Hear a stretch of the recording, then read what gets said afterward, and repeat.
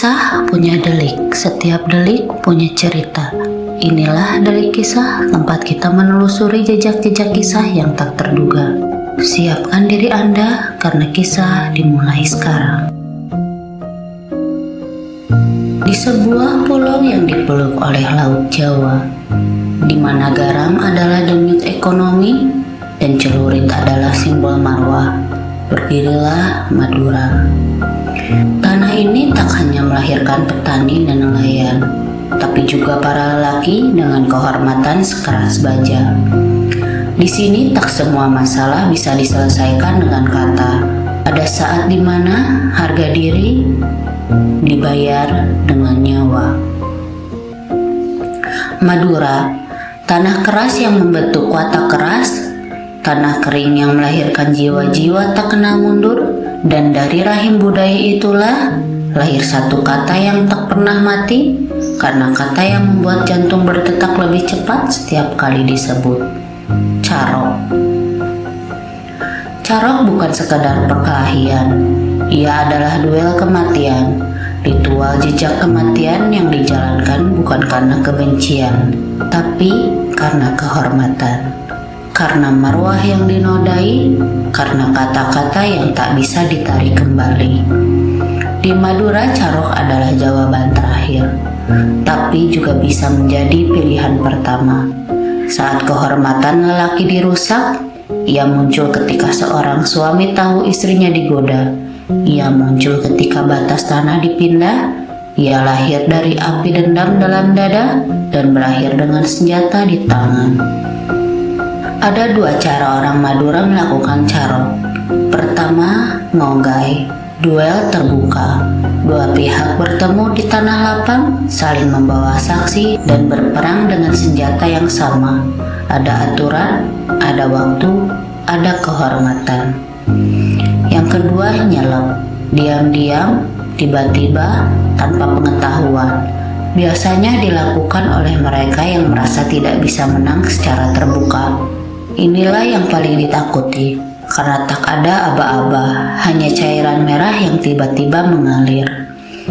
Tapi satu hal yang pasti, carok selalu pakai celurit. Tidak ada senjata lain. Celurit bukan hanya alat, ia adalah simbol. Simbol bahwa pelakunya bukan pengecut, bahwa ia tak sekedar menghilangkan nyawa, tapi menegakkan kehormatan. Namun tidak semua orang bisa carok, hanya mereka yang memenuhi 3 syarat.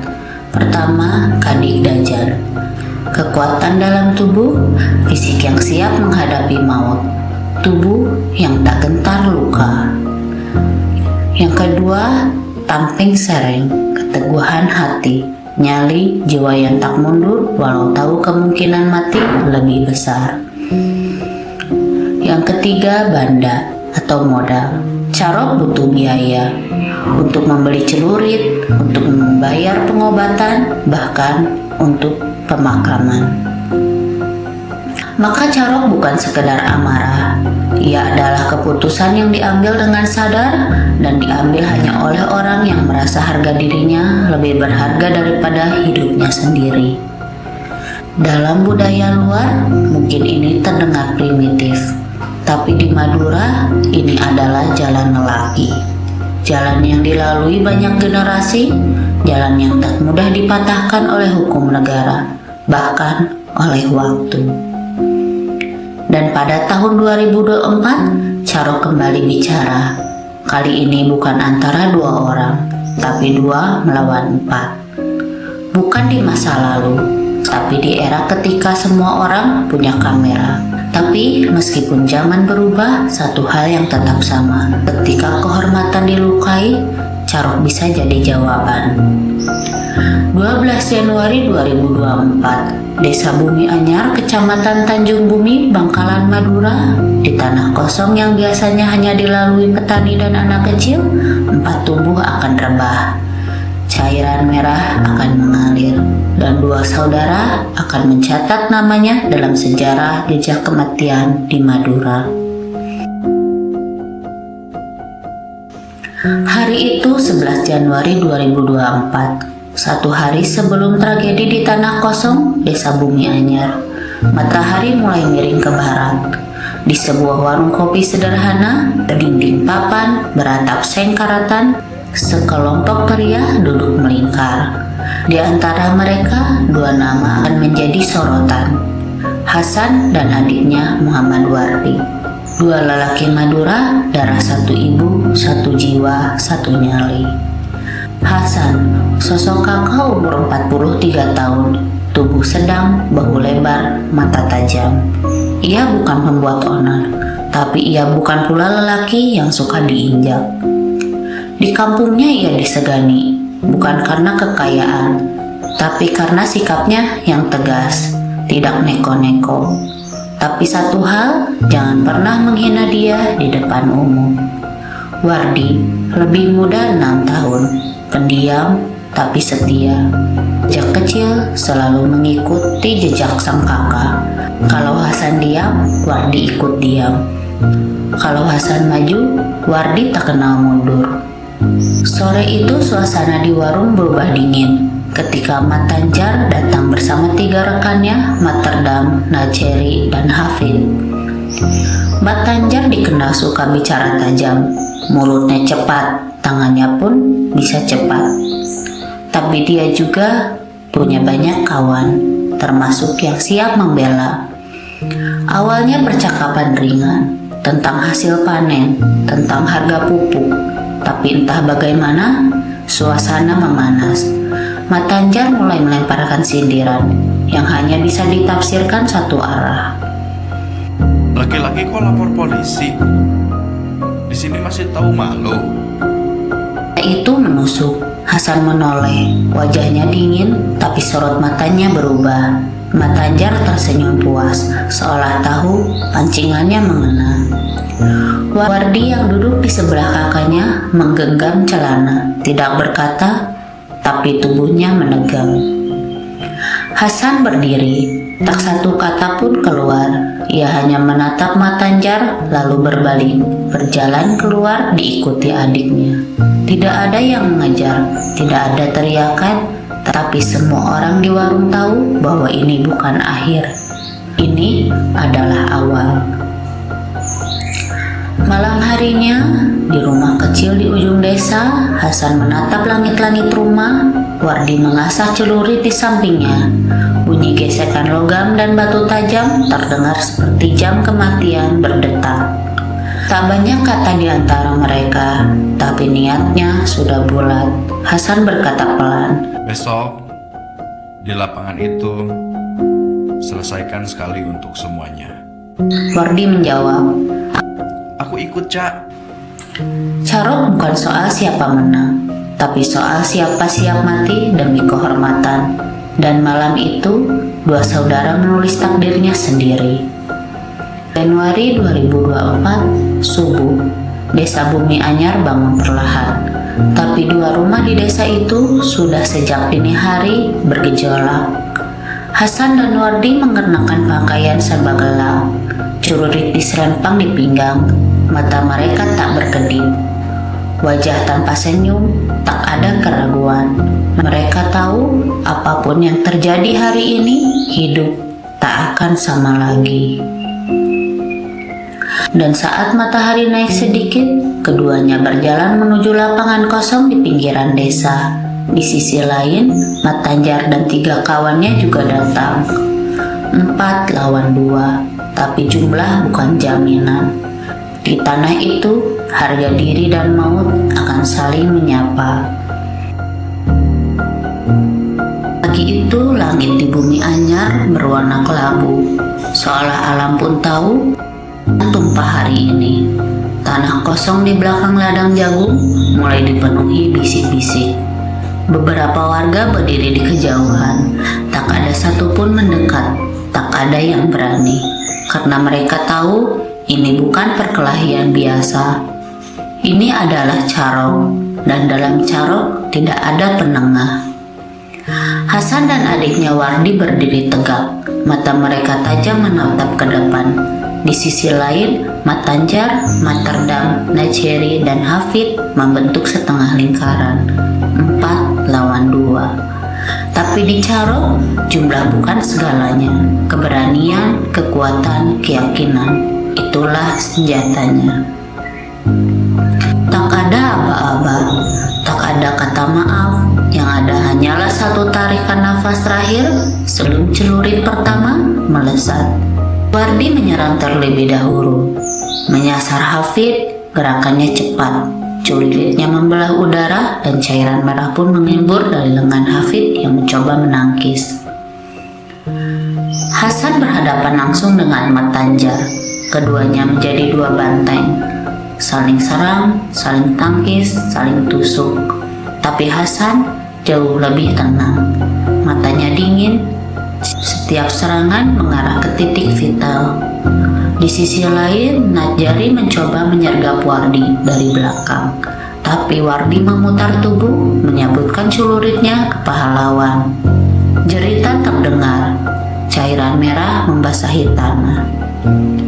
Pertarungan berlangsung hanya beberapa menit, tapi waktu seakan membeku. Setiap detik adalah hidup dan mati. Mat Terdam yang mencoba menolong Mat Tanjar justru terkena sabetan Hasan. Bahunya sobek dalam, ia jatuh, berguling, tak bangun lagi. Satu persatu lawan tumbang. Najjari tewas dengan luka di dada, Hafid tewas dengan sabetan di leher, Mat Terdam menghembuskan nafas terakhir di tanah berdebu, dan akhirnya Mat Tanjar pun roboh. Dengan napas mengorok, matanya terbuka menatap langit, beku. 4 orang mati di tempat. Cairan merah mengalir di atas tanah yang kering, bau besi, tanah, dan nyawa bercampur dalam udara pagi. Hasan dan Wardi berdiri dalam diam. Napas mereka berat, tapi tubuh mereka nyaris tak terluka. Mereka tak melarikan diri, tapi juga tidak tinggal. Mereka pergi dengan pelan, meninggalkan tempat itu, meninggalkan sejarah, dan menyisakan ketakutan yang sunyi. Beberapa warga mendekat setelah semuanya selesai, tapi tak ada yang menyentuh jasad. Mereka hanya menatap, tak ada yang menangis, tak ada yang berteriak. Karena dalam budaya Madura, itu sudah melewati batas marah. Ini adalah bagian dari kehidupan yang tak semua orang bisa pahami. Beberapa jam kemudian polisi datang, lokasi diamankan. Celurit-celurit ditemukan dan 2 pelaku hilang tanpa jejak. Namun pelarian mereka tak lama. Keesokan harinya, 13 Januari 2024, Hasan dan Wardi ditangkap di 2 lokasi yang berbeda. Mereka tidak melawan, tidak menangis, tidak membela diri. Karena mereka tahu apa yang mereka lakukan bukan karena kebencian, tapi karena kehormatan. 13 Januari 2024, Hasan dan Wardi resmi ditangkap. Tak ada perlawanan, tak ada penyangkalan. Mereka hanya diam, seolah semua ini bagian dari rencana yang sudah mereka terima sejak semalam sebelum pertarungan itu terjadi. Polisi membawa mereka ke Mapolres Bangkalan untuk pemeriksaan intensif. Celurit yang berumuran cairan merah ikut diamankan sebagai barang bukti. Berita ini menyebar cepat. Media datang, wartawan menunggu di depan kantor polisi. Judul-judul mencolok memenuhi portal daring. Tapi di balik semua headline itu, satu pertanyaan menggantung. Apakah Caro bisa diterima sebagai bagian dari budaya jika harga yang dibayar adalah sebuah nyawa? Proses hukum berjalan cepat.